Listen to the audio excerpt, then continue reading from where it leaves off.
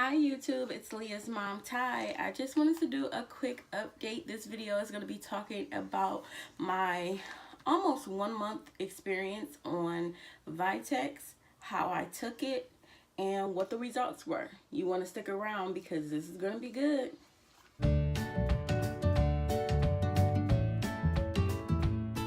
Okay, let's get right into it. I just wanted to, this is the Vitex. I'll see if I can leave it here. It'll stay up on my bed.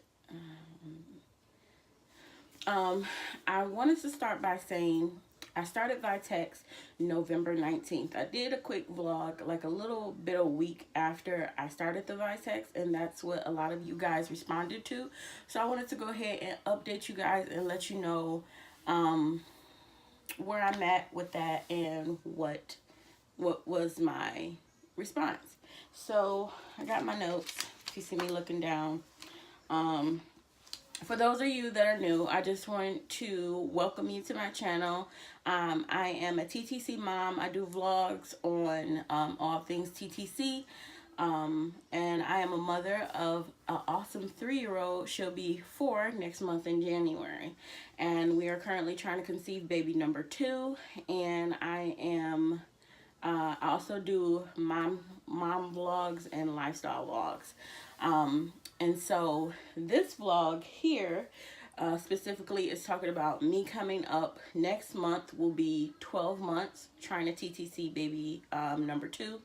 It took me 2 years, 2.5. Like I got pregnant 2014 in April. So 2.5 months to get pregnant with Leah. I conceived on 150 milligrams of Clomid. And this year alone, I have only ovulated twice, once in August and once last month, which was November. The very beginning of November, I ovulated. First time in August was on 150 milligrams of Clomid, and last month was 7.5 milligrams of Femera. Now, I say all that to say, if you guys are in the TTC world, you know that is the highest dose you can go on Clomid and Femera. And I just say that to say I ovulated both times. I responded both times on Femera and Clomid to the highest dose. Not to 100, not to 50. Like, my follicles laughed at that little amount. I did not ovulate. And so I just wanted to bring that to your attention because I ovulated with Vitex. So I'm going to insert a picture, a video actually of this, so you guys can see, because you won't really be able to see it here, and I kind of want to give you a little bit more in depth. But as you can see, all the way down here to cycle day 29, and I ovulated. I don't know if you can see, it got dark up in here. And so I'm going to insert a clip now so I can kind of go over this a little bit. Okay, as you can see, guys, this was a really long cycle. Cycle day 10 all the way to cycle day 29 is what I recorded. I always use 2 different types of ovulation predictor kits. And these are Pregmates. On cycle day, as you guys can see, cycle day 26 was the first LH surge that I had. 27 was darker than the control line, and 28 is still as dark. I only ever used to get 2 days of luteinizing hormone, but on day 27 I got food poisoning.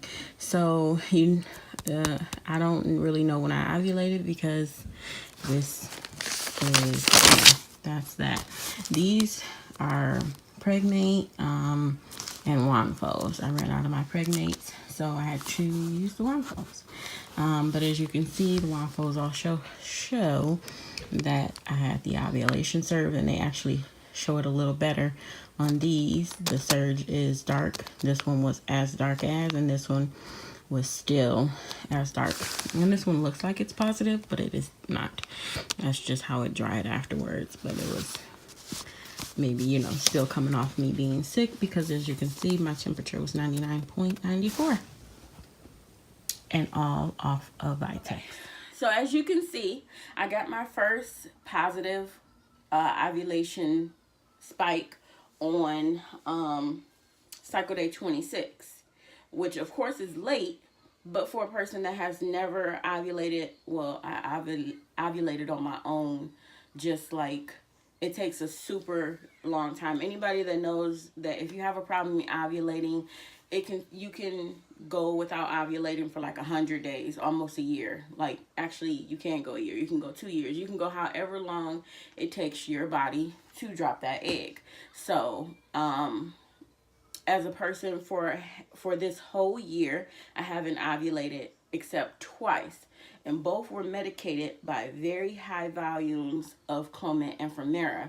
And even I had a cycle that was 100 milligrams of Clomid, and on cycle day 35, if you haven't ovulated, if you're seeing an REI, you can go to them on cycle day 25, ask them to give you Provera. It's a synthetic progesterone that'll, spike your levels of progesterone in your body, and then it'll taper off, and then you'll get withdrawal bleed or AF.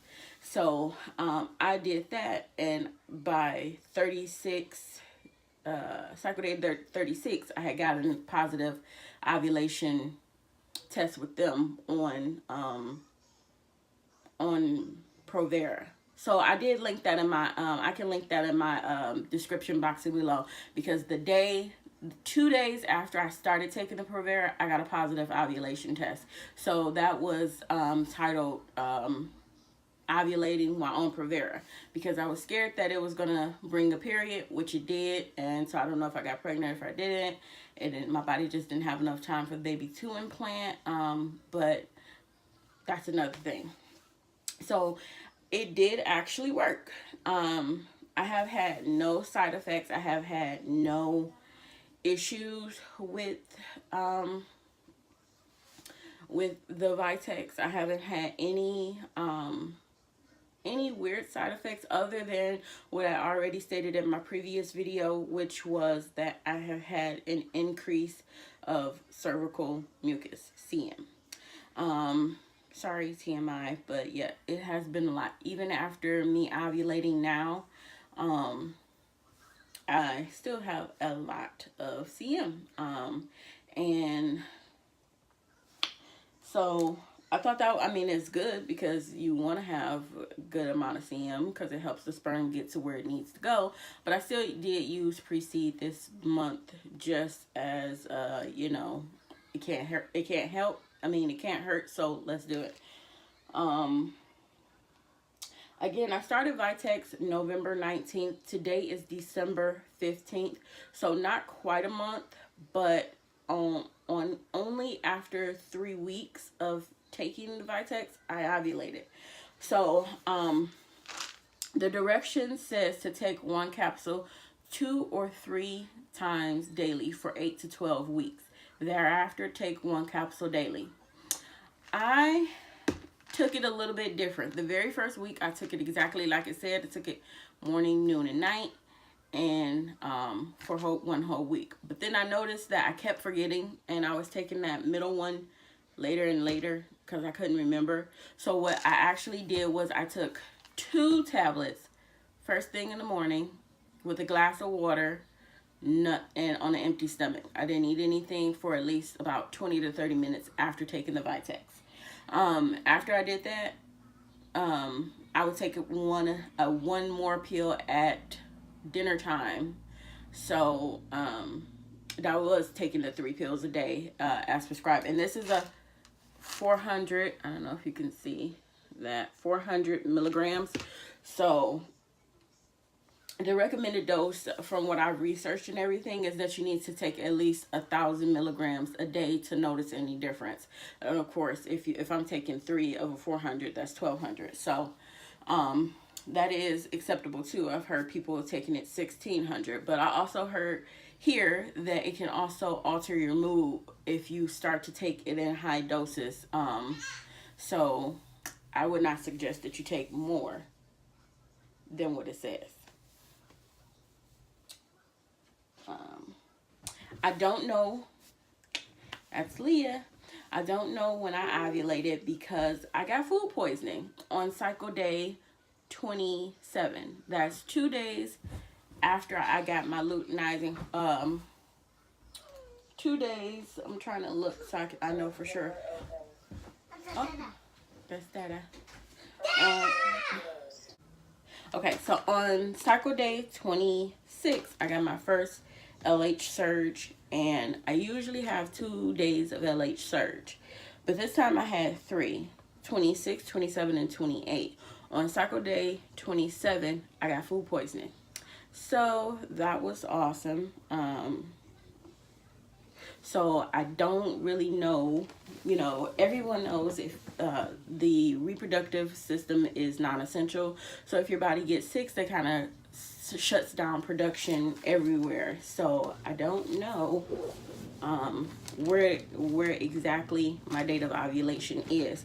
Like I said, cycle day 26, 27, and 28, I had large surges. Like it was as dark as the control line. Only one day was darker than the control line, which was cycle day 27. And so I don't know when I ovulated because I actually had temperature spikes 27 and 28 that were slight fevers. So from the food poisoning, my fever was 99.94, like for 2 days. So I had a slight fever, so I don't actually know. And now each day thereafter, I've had elevated temps. So my days are off by like 2 or 3 days because I don't know when the actual date of ovulation is. And of course, I have 3 different apps that I use: Fertility Friend, Glow, and Ovia. I like Ovia because it has so many options for like what you're feeling and everything. You can do like left pelvic pain, cramps, back aches, and that's where I record all the symptoms that I'm having. Where Glow gives you a very good comprehensive, you can take a picture of your ovulation stick there, and it records it and analyzes it for you. And Fertility Friend just has a better chart to me. So I use all 3, and none of them were able to accurately tell me when I ovulated. Fertility Friend says I'm 5 days past ovulation. Glow says I'm 4 days, and Ovia is just all confused. So I don't know. So I won't be testing early. I won't be doing any early 8 days past ovulation testing or anything because I just don't know where I am with that. I could be 3 days past ovulation. I could be 5 to 6 days past ovulation. I really don't know because I was sick for like 3 days and all that time kind of blends together. So I don't really know, but for sure I ovulated because I have confirmed OBKs, and the BBTs is still elevated, and 3+ days of elevated temps confirms ovulation. And now I've had about 6, if you count the days I had fever. All of those are elevated. So again, I don't know where that is, but that just goes to show you that Vitex did work.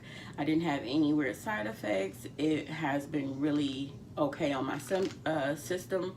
Haven't had any mood swings or anything like that like I did with Clomid. So since I did do this, I think I'm going to give this another chance in January. I know I said I was going to go back on the Clomid in January, but now that I've ovulated on Vitex, I want to give this a couple of cycles. Most professionals will tell you that it takes about 3 months for you to see results, but I saw ovulation after only 1 month. So I don't think that'll work for everyone, but I have very irregular cycles. I have PCOS, and so I would give it a try only if you have irregular cycles. I've heard really bad things about this. If you have regular cycles and you try this, it will throw your cycle out of whack. So I recommend this only for people who have irregular periods. So give it a try. Go ahead and give this video a thumbs up if you had if you got some good information off of it. And don't forget to subscribe. I want to thank everybody, all of my new subscribers.